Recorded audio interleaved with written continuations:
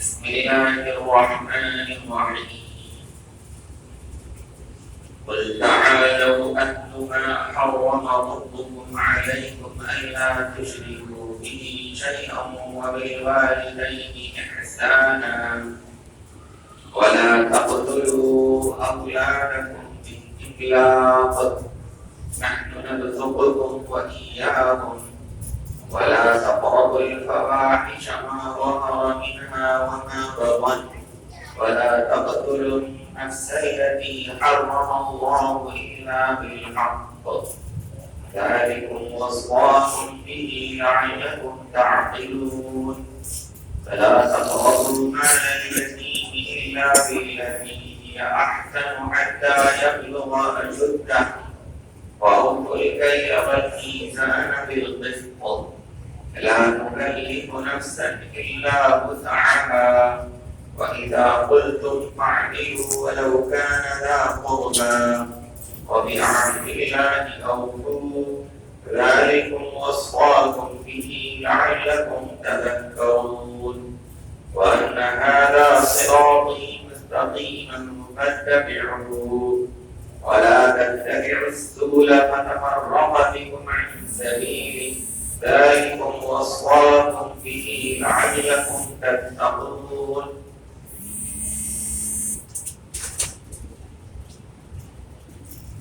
اس سورہ انعام کا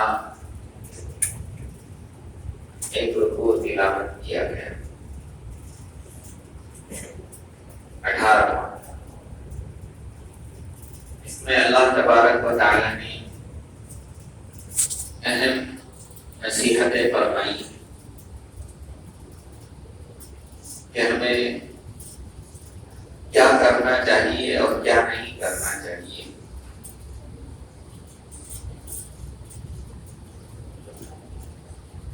اور ان نصیحتوں پر انسانی معاشرے کی کامیابی اور صلاح اور فلاح کا دار و مدار ہے.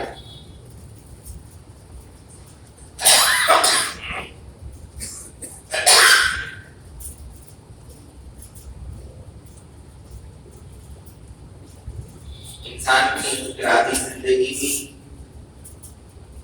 ان نصیحتوں سے کامیاب ہوگی اور اس کی اجتماعی زندگی بھی سدھرے گی. اللہ تعالیٰ نے ارشاد فرمایا اے نبی صلی اللہ علیہ وسلم آپ فرمائیے تعالو اے لوگوں آؤ میرے پاس آؤ میرا قرآن سنو اتلو ما حرم ربکم علیکم میں تلاوت کرتا ہوں اور تمہیں بتاتا ہوں کہ اللہ تعالیٰ نے تمہارے پروردگار نے تمہارے اوپر کون سی چیزیں اور کون سی باتیں حرام فرمائی ہیں.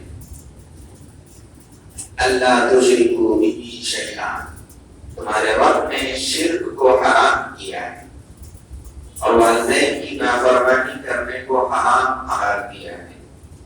لہذا تم اللہ کے ساتھ کسی چیز کو بھی شریک نہ ٹھہرانا.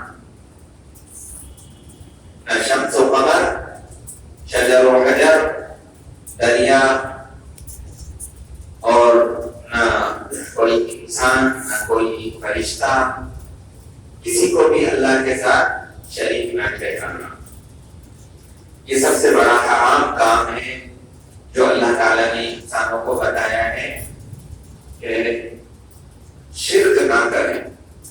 اگر شرک کریں گے بس کام سے چلے جائیں. انه من یشرک باللہ فقد حرم اللہ علیہ الجنہ جو اللہ کے ساتھ شرک کرتا ہے اللہ اس پر جنت کو حرام کر دیتا ہے. وما للظالمین من انصار اور ظالموں کے لیے کوئی مددگار نہیں. ومن یشرک باللہ فکأنما خر من السماء جس نے اللہ کے ساتھ شرک کیا وہ ایسا ہے جیسے آسمان سے گر گیا.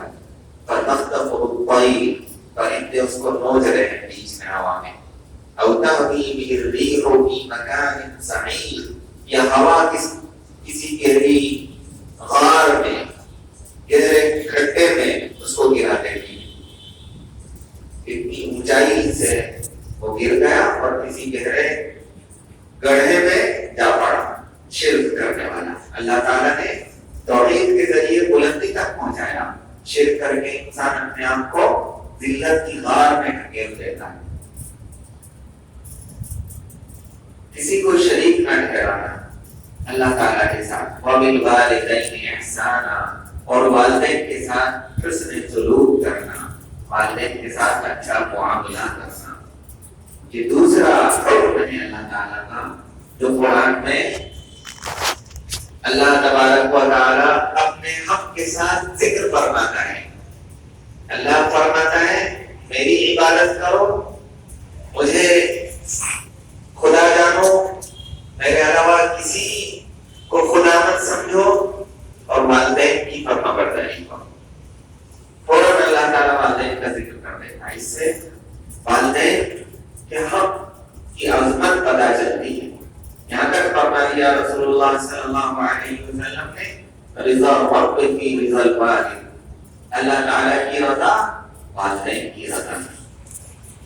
اور مشہور حدیث ہے کہ ایک مرتبہ رسول اللہ صلی اللہ علیہ وسلم نے ایک منبر پر قدم رکھا تو آمین فرمایا، دوسرے منبر پر دوسرے سیڑھی پر قدم رکھا تو آمین فرمایا، تیسری سیڑھی پر قدم رکھا تو آمین فرمایا۔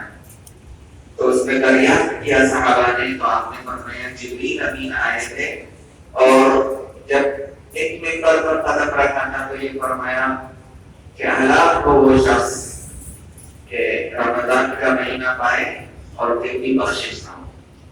ایک سیڑھی پر قدم رکھا تو فرمایا ہلاک ہو وہ شخص کہ جس کے والدین حیات ہوں اور پھر ان کی خدمت کر کے جنت حاصل نہ کریں۔ اور ایک درجے پر قدم رکھا تو فرمایا ہلاک ہو وہ شخص جس کے نزدیک حضور صلی اللہ علیہ وسلم کا تذکرہ کیا جائے اور وہ آپ پر درود نہ بھیجے۔ اللهم صل على محمد وعلى آل محمد كما صليت على إبراهيم وعلى آل إبراهيم إنك حميد مجيد۔ اللهم بارك على محمد وعلى آل محمد كما باركت على إبراهيم وعلى آل إبراهيم إنك حميد مجيد۔ وصل على جميع الأنبياء والمرسلين وعلينا معهم يا رب العالمين۔ تو اللہ تعالیٰ نے رمضان کا مہینہ بھی ان کو عطا فرمایا ہے، بخشش کا بڑا اچھا موقع ہے۔ والدین جس کی حیات ہو اس کے لیے بخشش کا بہترین ذریعہ ہے۔ اللہ تعالیٰ ہمیں قدر کرنے کی توفیق عطا فرمائے۔ آگے فرمایا وَلَا تَقْتُلُوا أَوْلَادَكُمْ مِنْ إِمْلَاقٍ، اپنی اولاد کو فقر و فاقے اور غریبی اور مفلسی کی وجہ سے قتل نہ کرو۔ نحن نرزقكم وإياهم، ہم تمہیں بھی رزق دیں گے اور تمہاری اولاد کو بھی رزق دیں گے۔ عربوں کے یہاں یہ رواج تھا کہ بیٹی پیدا ہوتے ہی زندہ درگور کر دی جاتی تھی، اور اس کے مختلف اسباب ہوتے تھے۔ کبھی ذلت کی وجہ سے کہ داماد ڈھونڈنا پڑے گا، کسی کو اپنی بیٹی دینا پڑے گی، ذلت محسوس کرتے تھے۔ کبھی غریبی اور مفلسی کی در کی وجہ سے وہ اس کو دفن کر دیتے تھے، اور ایسے کئی واقعات تاریخ نے نقل کیے ہیں۔ تو اللہ تعالیٰ نے فرمایا کہ اپنی اولاد کو قتل نہ کرو۔ آج بھی یہ نحوست اور یہ بری وبا آج بھی معاشرے میں پائی جاتی ہے۔ سونوگرافی کر کے دیکھ لیا جاتا ہے کہ اگر بچی ہے تو اس بچی کو نکال دیا جاتا ہے، مادر رحم سے، رحم مادر سے اس کو نکلوا دیا جاتا ہے، ماں کے پیٹ سے۔ یہ اچھی بات نہیں ہے۔ اور اگر بچیاں پیدا ہوتی جا رہی ہیں مسلسل، وہ آدمی پریشان ہو جاتا ہے۔ اور ایسے بھی واقعات سنے گئے ہیں کہ اس نے قتل کر دیا اپنی لختے جگر کو۔ تو چاہے بچہ ہو چاہے بچی ہو، اللہ تعالیٰ فرماتا ہے یَهَبُ لِمَن يَشَاءُ إِنَاثًا وَيَهَبُ لِمَن يَشَاءُ الذُّكُورَ أَوْ يُزَوِّجُهُمْ ذُكْرَانًا وَإِنَاثًا وَيَجْعَلُ مَن قدیر. وہ جس کو چاہتا ہے عورتیں دیتا ہے، بچیاں دیتا ہے، جس کو چاہتا ہے بچے دیتا ہے، جس کو چاہتا ہے بچے اور بچی دونوں دے دیتا ہے، اور جس کو چاہتا ہے 5 رکھ دیتا ہے. اللہ تعالیٰ جاننے والا ہے اور قدرت والا ہے، یہ اس کا اختیار ہے. تم نہیں سمجھتے کہ تمہارے لیے کیا بہتر ہے، اللہ جاننے والا ہے. جو بات میں فرمایا تمہارے لیے یہی بہتر ہے، اللہ تعالیٰ جانتا ہے. اور حدیث میں فرمایا کہ جس نے 2 بچیوں کی پرورش کی تو میرا اور اس کا مقام قریب ہوگا. 2 انگلیاں نے اشارہ کر کے بتایا کہ اس کا اور میرا مقام جنت میں قریب ہوگا جس نے 2 بچیوں کی حفاظت کی. تو بڑی بشارتیں اللہ تعالیٰ نے دی.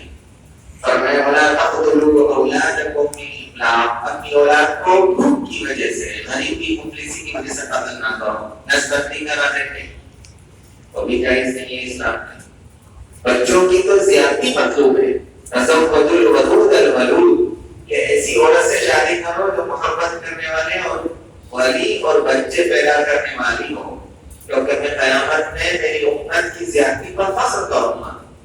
لیکن لوگ اس کو بوجھ سمجھتے ہیں کہ کون کھلائے گا. اللہ تعالیٰ فرما رہا ہے نحن نرزقکم وإیاہم، ہم تمہیں بھی رزق دیں گے اور انہیں بھی رزق دیں گے. ہم ہیں رازق، تم تو بھی رازق ہو. وَلَا تَقْرَبُوا الْفَوَاحِشَ مَا ظَهَرَ مِنْهَا وَمَا بَطَنَ، اور فحش کاموں کے قریب نہ جانا، بے حیائی کے کام، چاہے وہ ظاہری ہو چاہے باطنی ہو. کھلا کوئی برائی کرے، گالی بکے، بدمعاشی کرے، ناچ گانے کرے، یا چھپ کر زنا کرے اور دوستیاں رچائے نامحرموں کے ساتھ. اللہ تعالیٰ نے فرمایا کہ فحش کام، بے حیائی کے کام جو انسانی فطرت کے مناسب نہیں ہے، ایسے کاموں کے قریب نہ جاؤ. فَلَا تَقْرَبُوا الْفَوَاحِشَ مَا ظَهَرَ مِنْهَا وَمَا بَطَنَ، چاہے چھپے ہوئے ہو چاہے وہ کھلا ہو. کھلا کچھ لوگ یہ کرتے ہیں، کچھ چھپ کر کرتے ہیں. اللہ تعالیٰ نے فرمایا دونوں طریقے سے فحش کام کے قریب نہ جاؤ، قریب بھی نہ جاؤ. قریب جانے کا مطلب کیا؟ تم بدنگاہی نہ کرو، عورتوں کو نہ دیکھو. بدنگاہی کرو گے تو پھر زنا میں مبتلا ہو جاؤ گے. دور ہی رہو. وَلَا تَقْتُلُوا النَّفْسَ الَّتِي حَرَّمَ اللَّهُ إِلَّا بِالْحَقِّ، اور جو جان اللہ تعالیٰ نے حرام کر دی ہے اس کو قتل نہ کرو مگر حق کے ساتھ.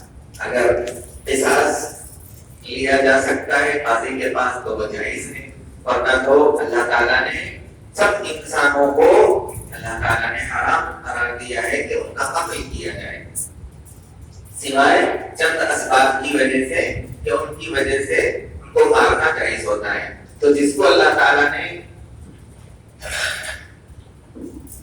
حرام کر دیا ہے اس جان کو قتل نہ کرو.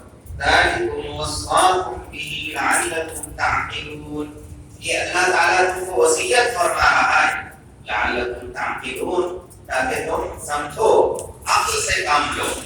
وَلَا تَقْرَبُوا مَالَ الْيَتِيمِ إِلَّا بِالَّتِي هِيَ أَحْسَنُ حَتَّى يَبْلُغَ أَشُدَّهُ، اور یتیم کے مال کے قریب بھی نہ جاؤ مگر اچھے طریقے سے، یہاں تک کہ وہ بالغ ہو جائے. باپ مر گیا، چھوٹے چھوٹے بچے چھوڑ کے گیا تھا، بڑی جائیداد ہے، بڑا پیسے ہیں. اب مرنے والے کے بھائیوں کی نیت خراب ہو جاتی ہے، وہ اس کی پراپرٹی پر قابض ہو جاتے ہیں، حالانکہ بھائیوں کا حق نہیں ہے. اب جو پراپرٹی ہے وہ بچوں کی ہے، کیونکہ بچے موجود ہوتے ہیں تو بھائی کو وراثت نہیں ملتی ہے.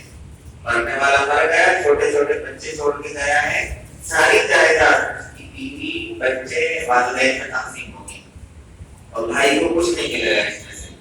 اور وہ چھوٹے چھوٹے ہوتے ہیں، بھائی حرام کر لیتا ہے اور حفاظت کی غرض سے اپنے نام کروا لیتا، پھر دینا نہیں. تو قرآن مجید کہہ رہا ہے کہ یتیم کے مال کے قریب بھی نہ جانا مگر اچھے طریقے سے حفاظت کرو کہ کوئی دوسرا قابض نہ ہو جائے. اور جب بالغ ہو جائے تو پوری کی پوری 1 روپیہ بھی نہ رکھو، سب سنبھال دو. جو ان پر خرچ کیا گیا ہے وہ تو صحیح حساب رکھو، باقی کا سب ان کو سمجھا دو. اللہ باللہ احسن، اچھے طریقے سے ان کے مال کی حفاظت کرو اور اس کو کھاؤ نہیں یتیم کا مال یہاں تک کہ وہ بالغ ہو جائے. قرآن مجید نے کیسی کیسی نصیحتیں فرمائی. وَأَوْفُوا الْكَيْلَ وَالْمِيزَانَ بِالْقِسْطِ اور ناپ تول اور وزن پورا پورا کرو انصاف کے ساتھ. ناپ تول میں کمی نہ کرو. قرآن نے اس پر بھی تباہی کی وعید سنائی ہے. وَيْلٌ لِّلْمُطَفِّفِينَ بربادی ہو ان لوگوں کے لیے جو ڈنڈی مارتے ہیں. الذين إذا اكتالوا على الناس يستوفون جب وہ اپنے لیے تولتے ہیں تو زیادہ اور پورا تولتے ہیں. پورا پورا تھوڑا سا بھی کم نہیں ہونا چاہیے. وَإِذَا كَالُوهُمْ أَوْ وَزَنُوهُمْ اور جب ان کو ناپ کر دیتے ہیں یا تول کر دیتے ہیں تو کم کر دیتے ہیں. ناپنا لیٹر وغیرہ یہ ناپنا کہلاتا ہے اور کلو یہ وزن کہلاتا ہے. تو فرمایا کہ تباہی و بربادی ہو جو ڈنڈی مارتے ہیں. اپنے لیے تو پورا لیتے ہیں اور دوسروں کو کم دیتے ہیں. وَأَوْفُوا الْكَيْلَ وَالْمِيزَانَ بِالْقِسْطِ ناپ اور تول پورا پورا کرو انصاف کے ساتھ. اس میں کمی نہ کرو. کسی میں ملاوٹ بھی آ جاتی ہے ملاوٹ کر دیتے ہیں. تو اللہ کے رسول صلی اللہ علیہ وسلم نے یہ بھی فرمایا من غشنا جو ہمیں دھوکہ دے وہ ہم میں سے نہیں ہے. یہ تاجروں کے لیے اللہ کے رسول صلی اللہ علیہ وسلم نے فرمایا یا تجار یبعثون یوم القیامت فجارا تاجر لوگ قیامت میں فاجر اٹھائے جائیں گے. نافرمان الا من بر وصدق وبین مگر جو نیکی کرے اور سچ بولے اور واضح کر دے. سچ بولے اور عیب کو واضح کر دے اور بالکل نیکی کے ساتھ کام کرے وہ تو بچے گا. اور یہ بھی ہے کہ تاجر الصدوق الامین معنی بھی نہیں کہ اچھا سچا اور امانتدار تاجر اس کا حشر نبیوں اور شہیدوں کے ساتھ ہوگا. یہ بھی فرمایا. تو دونوں باتیں ہیں. اگر تجارت امانت دیانت کے ساتھ ہے سچائی کے وضاحت کے ساتھ ہے تو نبیوں کے ساتھ حشر. اور اگر تجارت میں ناپ تول میں کمی کی جا رہی ہے ڈنڈی ماری جا رہی ہے ملاوٹ کی جا رہی ہے تو فاسق و فاجروں کے ساتھ حشر ہوگا. ناپ تول کو پورا کرو انصاف کے ساتھ. لا نکلف نفسا الا وسعها ہم کسی کو اتنا ہی مکلف بناتے ہیں جس کی طاقت ہوتی ہے. بس اپنی طاقت کے مقدر امانت دیانت اور انصاف کا خیال رکھو. باقی اگر بھول چوک ہو جاتی ہے تو پھر ہم معاف کر دیں گے. وَإِذَا قُلْتُمْ فَاعْدِلُوا وَلَوْ كَانَ ذَا قُرْبَىٰ بات کہو تو انصاف کی بات کہو چاہے رشتہ دار کے خلاف کیوں نہ ہو.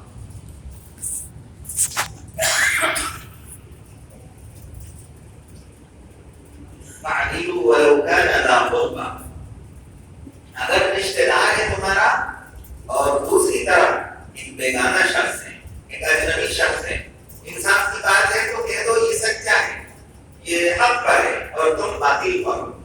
اب اس کا بنتا ہے تم نے زیادتی کی ہے ظلم کیا ہے. کلم کھلا کہہ دو کسی کی رعایت کرنے کی ضرورت نہیں. اللہ تعالیٰ کی رعایت کرو اللہ کے گواہ بن جاؤ. وَإِذَا قُلْتُمْ فَاعْدِلُوا اگر بات کہو تو انصاف کرو. اگر سے کوئی رشتہ دار ہی کیوں نہ ہو اور اللہ کے وعدے کو پورا کرو.